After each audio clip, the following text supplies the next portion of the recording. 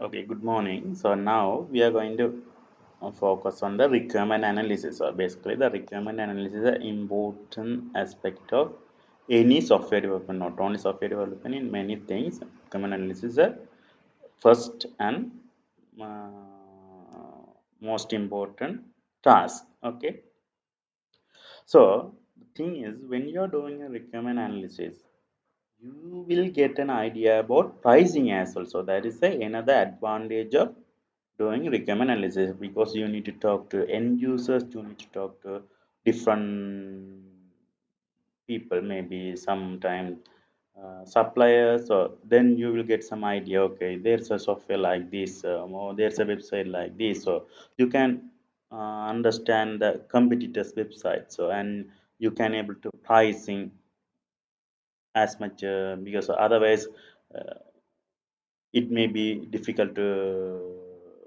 get the contract. So that kind of things. So that kind of advantages are there when you are doing a requirement analysis. So requirement analysis is a primary and most important task. And so now we are going to focus on the requirement analysis. I think then we will focus on the technology. Okay, so first of all we will go through what are the type of customers. Okay, so if you are going to develop a website, you should identify the the users of the website. Okay, users of the website. So here I'm dividing three type of users: general type, admin type, and editorial type. So admin type, generally the webmaster or administrator of the website, maybe who is responsible for hosting, who's responsible for managing the sites. And that's it. Editorial website, if you have a WordPress, maybe every day you may need to add some tasks, or remove some tasks, or something you have to edit it. Okay, you have to publish the content. So the writer, content writer or editor, is that staff who is responsible for content writing. Okay, so that. And other than the general type of users, maybe your customers, friends, relatives, their relatives, suppliers, distributors, and investors also general type, because they are the primary users. Okay, because you have to focus on their needs and what they are looking for from your website. So that kind of things, that kind of thought process, you should have it. Okay, then only you can develop a good website. Okay, maybe even sometimes you may job hunters, maybe sometime somebody may apply for jobs. So you should have some links. Okay, if you need a job, please contact this at email address, or maybe you can ask them to fill a form. It's up to you and your client. Okay, and professionals and journalists also going to use your website. So you should think about everything, because sometimes if you have a nice and good um, business thing, or maybe if you are producing some very artistic work or something, then you may get a chance, because a journalist may write about it, and then you will get many customers. Okay, so that kind of advantages are there. So you had to focus and you had to think about everything.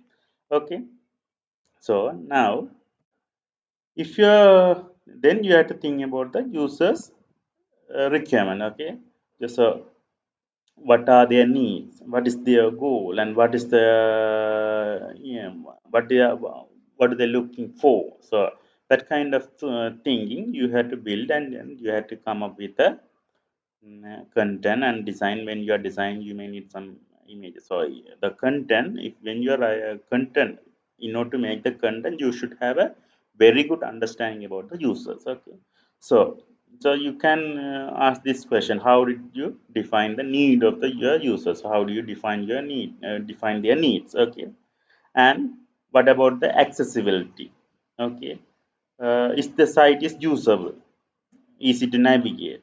So that kind of question you have to make it, and you have to improve your website, or you have to define design to address these questions. Okay, by addressing these questions, uh, for sometimes the users may have some disability. So how do you handle that kind of situation? Sometimes you may need to have a bigger fonts.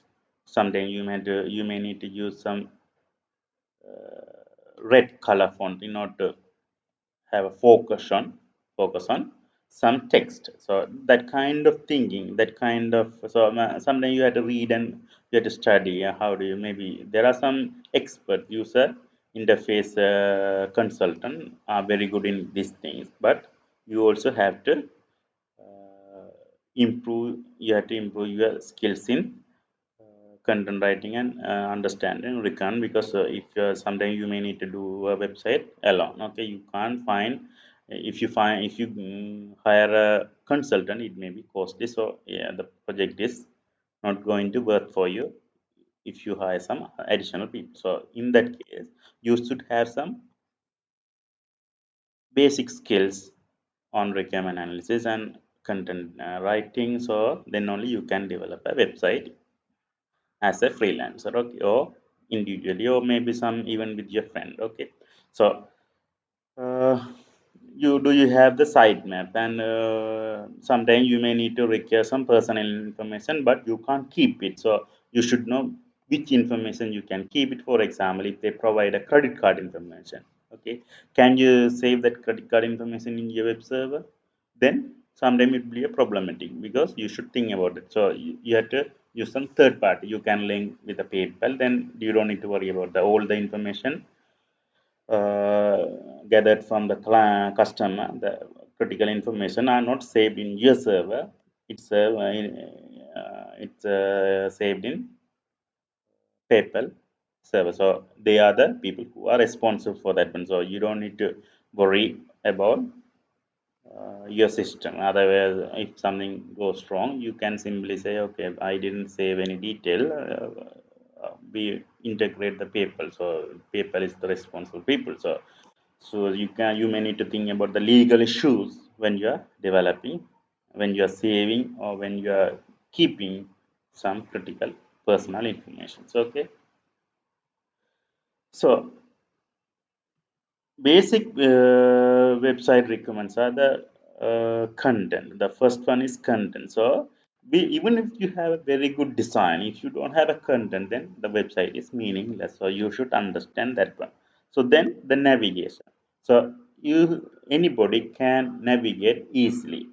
If the navigation is very difficult, if they can't find the website information in your website, okay, if they are looking for some information and if they can't search or if they can't find it easily, then the website is meaningless, okay. And enough white space is also important, so it should be very less clustered, okay. uh, and website speed. So website speed, if your website, if you have a very heavy images, okay, and if that if your web pages takes long time to load on client side, client's computer, on the web browser, then people will get bored. So you have to think about that one as well, okay, you have to think about that one as well.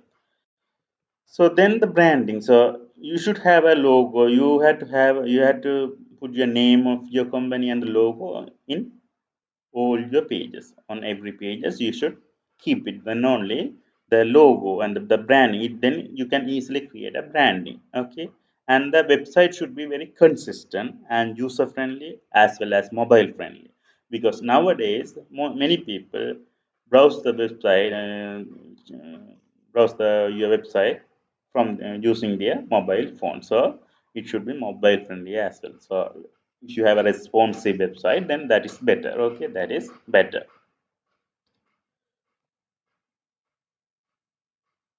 So now target audience, okay. Target audience means, for example, if you're writing, if your customers, okay, the primary target or user group, or your customers are kids, okay, then your content writing is entirely different from a um, adult or teenage groups, okay. Why? Because they are because if you are writing very facts, and then I don't think they will get what they want, okay. So it should be very activity based, and sometimes it could you should use, you had to provide some animation, then only they are not they focus on the website for a long time. And at the same time you have to think about the color as well, because if they need to, if the kids need, for example, if you have an educational website and if you don't have a uh, proper background colors, then they can't focus on the website for a long time. So you have to think about that one as well. Okay, so based on the various type of qualitative and quantitative research, you can find the persona means the target audience, and then what sort of content does the site have and why. So once you find the target audience, then you can think about these questions. Okay, how the content presented, what methods were used and why. So you for example, how did you ascertain the audience to 13 plus? So how do you make sure your audience are 13 plus? Because then only, even if you are going to use a, if you are going to have a YouTube channel, you have to make sure whether the content is for 13 plus or kids. So this question, so that kind of question, so that kind of um, interactive communication should be there. Okay, so what factors influence the design? So you had to, maybe the technology, sometime the colors also, some design. So this kind of things you should think about that one when you once you target the audience. Okay, and categories of perspective of a business. Okay, so what are the perspective of a business? So then no, because if you think about this one, then only you can easily develop a website. For example, if your business is a financial perspective, so then you have to think, you have to go through the, you have to you can check the financial bank websites and how they develop, and then you can get an idea. Okay, so uh, the thing is, the if your business is a financial perspective, mean it may have some banking information, sometimes may have some online shopping. Okay, so in order to get some income or financial, or sometimes customer perspective, because they may need some they are going to provide some customer information. How do you visit, find a store near, so store in your area, so that kind of information. Sometimes internal process perspective. Okay, and sometimes marketing perspective. So marketing perspective means you may provide some promotions. Maybe this week you are going to offer this discount. Okay, 10% discount for this price. Okay, if you are using this credit card, then 20% discount. So that kind of marketing and advertisement and marketing, also marketing perspective. So these are the perspective of a business. So maybe it could be a financial perspective, it could be a customer perspective. Someday you can publish your internal process. Maybe mm, you can ask the customers to fill their, maybe for example, as in you have educational institute website, and you can ask them to register online. Okay, so then they can provide all the information. So the information can be used in your uh, information is internal perspective, because in order to process the application and those things, so you can use that.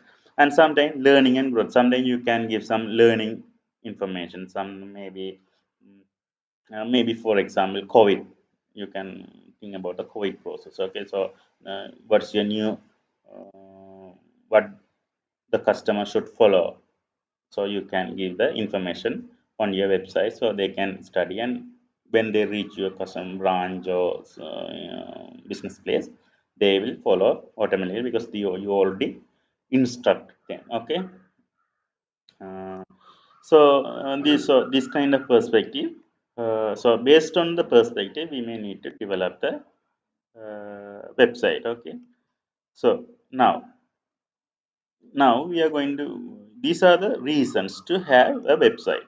These are the reasons to have website based on the perspectives. Okay, you may need to get more customers or more sales, and through online you can you can promote your business worldwide. Okay, so you can get customers from anywhere in the world. Online brochure, maybe you can give a online brochure.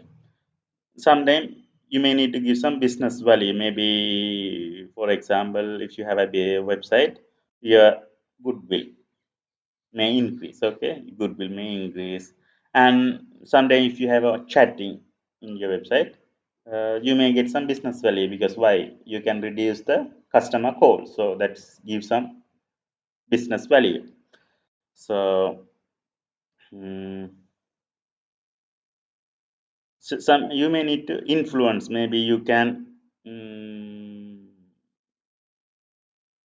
market your website, and then through marketing, maybe through Google marketing or marketing, you can reach more people, so you can influence. And 24 hours per day, maybe the website is also 24 hours a day. Or otherwise if you are going to have online shopping, then you can anybody can purchase anytime. Okay, so that is the another advantage. So communication with customers, so maybe they can communicate indirectly, maybe the chatting, or they can send emails, so that kind of thing. And another thing is they can you can have a blog. So, and it is a good way to marketing. Okay, so marketing, you can get good staff and also customer support. Okay, customer support. So these are the reasons to have a website. So these are the reasons to have a website. So then, now when you're doing when you're finding a when you're trying to get the requirement, you may need to do some user interviews. Okay, so user interviews. So user interviews are the common user research technique. Okay, user interview are the common user research technique. So from so these are some customers background, customers occupation, their the use of technology, goals and motivation, and their pain points.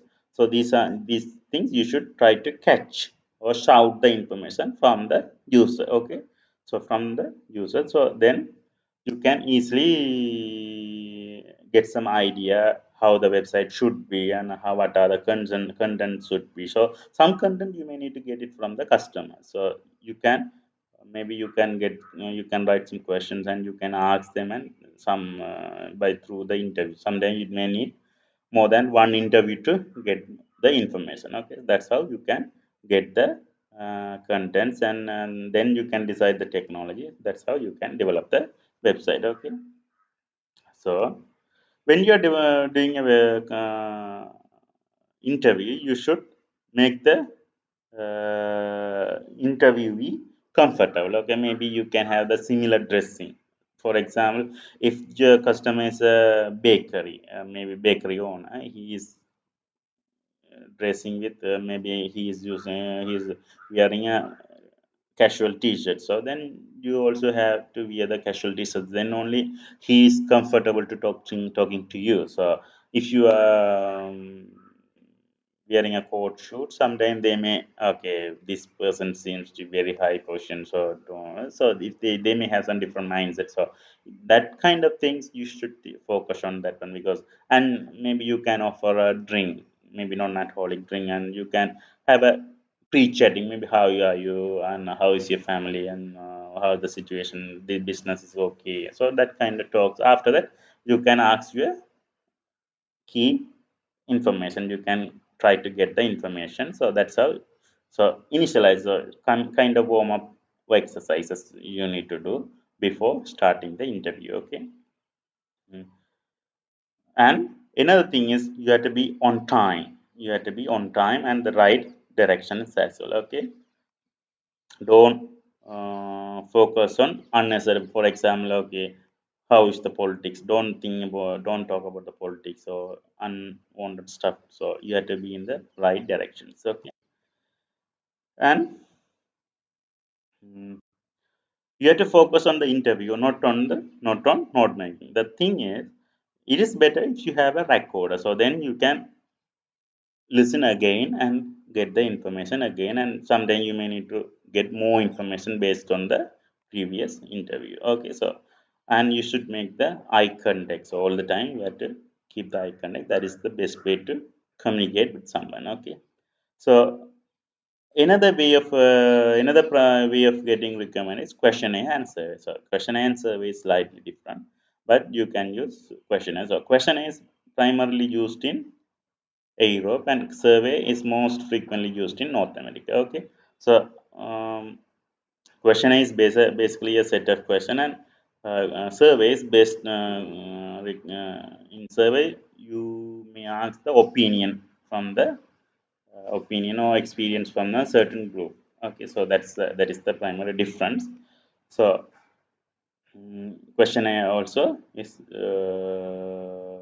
used, and a question is a set of written question used for collecting information. So that is also another good way of getting information. The problem is the interview is the best way. The reason is maybe you can have both. Maybe you have a questionnaire and you can answer the you can fill the questionnaire by yourself during the interview. So that is the another way of doing it, because if you are trying to, if you send the question and if you ask them, I don't think they will, sometimes they don't have the time to do it, and they don't they are not keen to do it. So they may say okay, okay, I will do it, but they always keep postponing. So that is my one of my experience. So the best way, you have to have a questionnaire, or maybe you can have a survey or whatever it is, so set of questions, and you can keep that one as a guide, and then you can do the interview, and you can over through a phone, over the phone, or maybe directly. So that is the best way of doing questioning and interview, and that's how you can you have to get the requirement, and at the same time you can ask about the pricing, or you can think about the pricing. So if you, it is better to have a competition based pricing. That is the best way to daily. So that is the best way to have it. So when you're then you can develop the website and host it and provide hand over the website to a customer. Okay, thank you.